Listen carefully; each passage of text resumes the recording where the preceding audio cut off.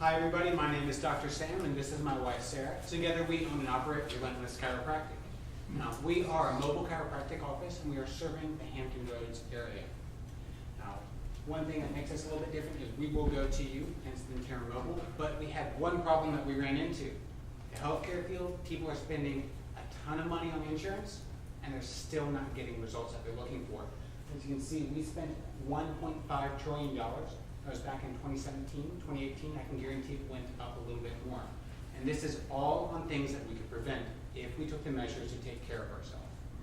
So just a quick example, take a company of 50 people, and one random day, 10 of those employees call out sick. And the HR director follows up with all of them, and instead of it being your typical cold or flu, 2 of them had migraines, 3 of them had lower back pain, and others were fatigued, and maybe one person did get sick with a cold. But that's 20% of that company's workforce that has called out sick, and 80 hours in one day that company just lost in productivity and also in revenue. So thankfully there are chiropractic offices that can take care of those small health problems, but they're brick and mortar. Those brick and mortar locations still require you to come to them, and you could take an hour, maybe even 2 out of your workday to get taken care of. And most companies, you're still losing a half day or a full day of vacation instead of just the 1 or 2 hours. So our solution, we're bringing mobile chiropractic to business. So that way your employees don't have to leave, they can get taken care of quickly, efficiently, and be able to go on their day in about 5 minutes per adjustment per person. Now, that's definitely what we know is when you have headaches, you definitely are not going to be at your best. You're going to have a lower productivity. And honestly, an 8-hour workday, if you get 3 hours, if it's a major headache, that's a good day for you.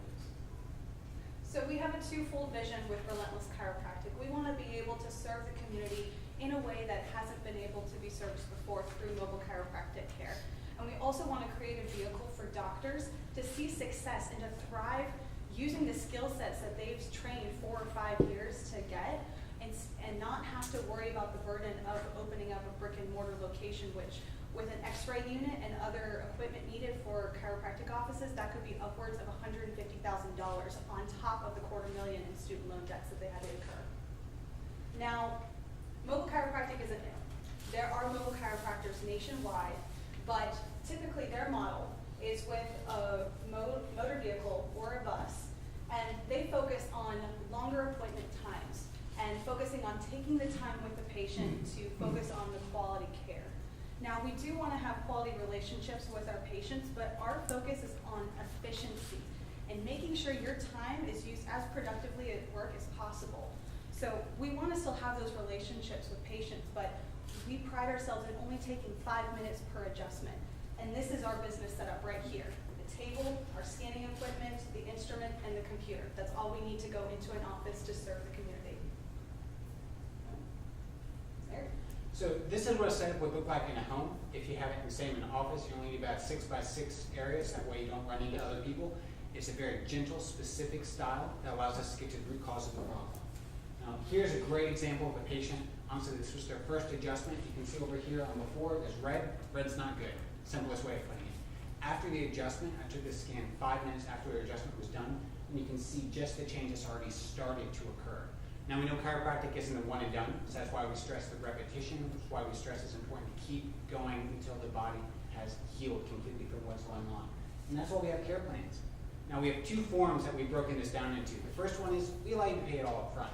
Sometimes that can be costly for families, so what we've done is we say over the 6 months that we initially recommend, we break it down over the 6 months so it's easier to afford all throughout care. That way it's not all front loaded. Now, what we know, average cost is going to be about $130 up to about $160 in the most severe cases that we have seen. And so with our businesses, now we do see families, but with businesses that we create the relationships with, we want to entice and encourage those employees to seek our services. So for every 10 employees on site that come and use our services, $10 per person off that concierge fee is waived. For 25 or more, the concierge fee is waived completely. And our adjustment prices are very competitive with brick and mortar offices here in the Hampton Roads and even nationwide. So we want to be effective, competitive, but also be efficient for everyone's time. And so when it comes to marketing, we really want to focus on those direct relationships with HR directors and executives, because this is a new business model for the Hampton Roads. People are used to brick and mortar, so we're having to break that mindset and say, hey, we will come to you. Let's bolster your wellness programs, and let's even improve retention by having you take that time to care for your employees. And we also have a social media presence, and of course with testimonials for people seeing care and seeing the results, we get direct referrals from our current patients of friends and family. So we have the short-term, medium-term, and long-term goals. Now, with the short-term goals, first thing we want to do is be successful so we can show other doctors it works.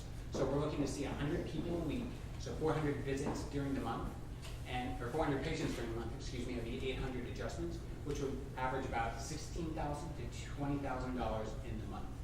Now, what we know is overhead's low, it's $2,500 for me, and each doctor that we're going to be bringing on, it won't increase the overhead that much. We know it'll go to about maybe 500 at the max per doctor added on. Now, with that, we know that they will be providing their table and the adjusting instrument. From there, we'd be able to provide them a car after the initial 90 days, and then we would also provide the computer scanning equipment so we can get it consistent throughout. Now, the mid-range goal, we want to see 5 to 10 doctors. We still want to see them having an average of 400 people that they are seeing, or 200 patients. And then during the long term, we're going to have 20 to 30 doctors through the Hampton Roads. Now we know that this is also scalable, and we expect to see this go across the state and maybe even nationwide. But right now we're starting locally because that's the laws that we're familiar with, and we'll be looking into the possibility of franchising it or seeing what other possibilities will come in the future. So we're really excited to get connected with more companies in the area. We have several relationships being formed already, but the more companies we get introduced to, that provides more job opportunities for chiropractors to come into the Hampton Roads and serve everyone at their office. All right.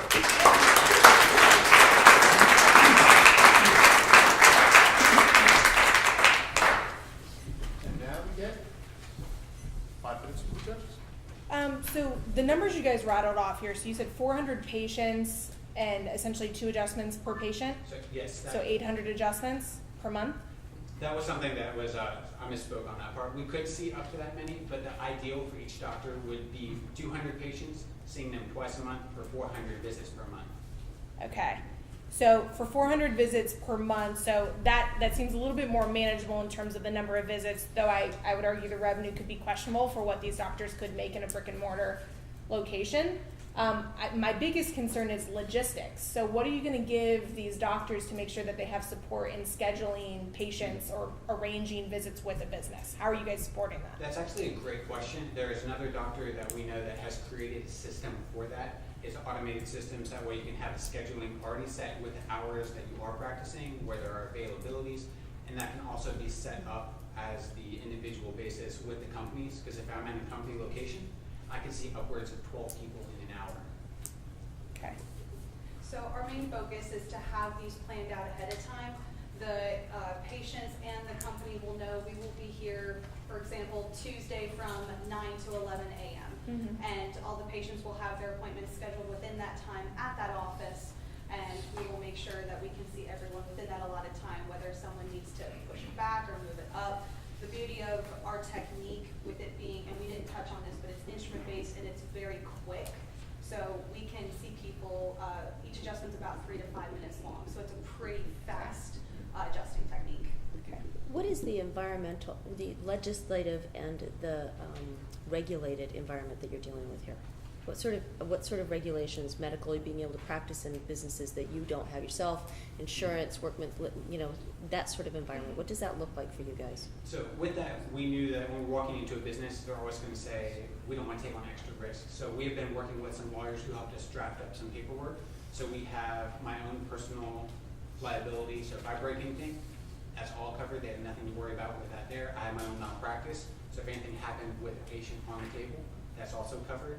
And if I hurt myself, we also have workman's comp for myself. So if you bring on other doctors to work with this model, are they bringing those insurances themselves to the table?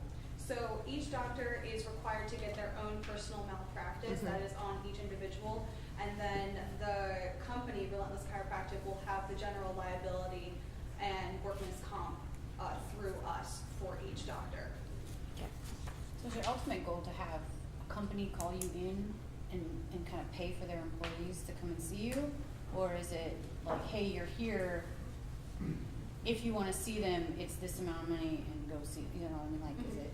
So we never want to discourage a company from providing funds to the care plans. In fact, that could be part of a wellness initiative, instead of offering insurance. I know some companies can't offer insurance just due to cost.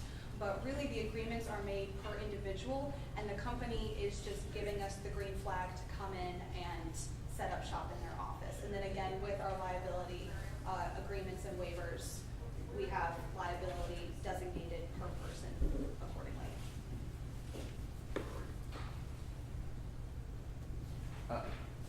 How are you going to convert those who don't have experience with chiropractic services?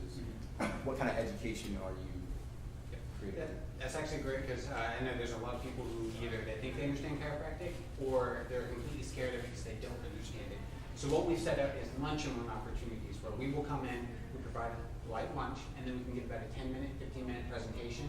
So that way we can tell who we are, what chiropractic is about, and why it's so critical for maintaining health.